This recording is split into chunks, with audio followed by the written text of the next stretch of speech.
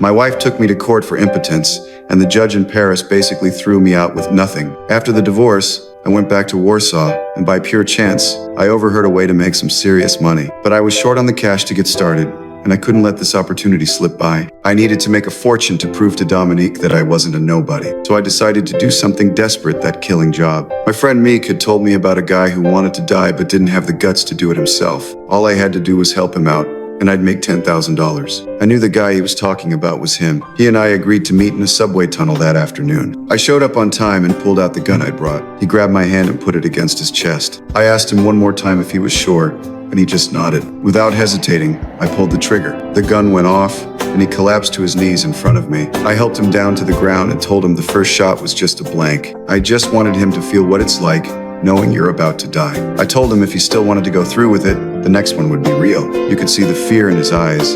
He shook his head and told me it was too terrifying. He didn't want to try it again.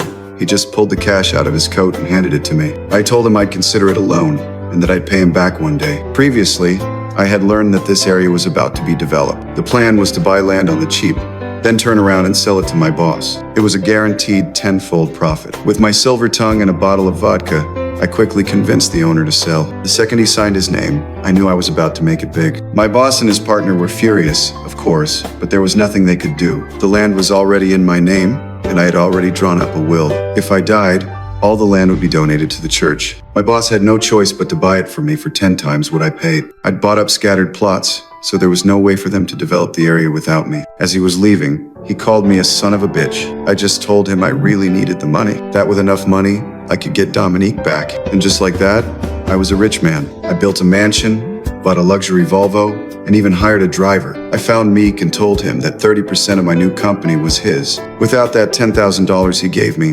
none of this would have happened. As I was leaving, I saw a family holding a funeral down the road, and suddenly, a wild idea popped into my head. I was going to use a special method to lure Dominique back here. That night, I decided to give her one last chance. I called her, but she hung up before I could even finish a sentence. And so, my plan was set in motion. This time, I was going to show her what true despair feels like.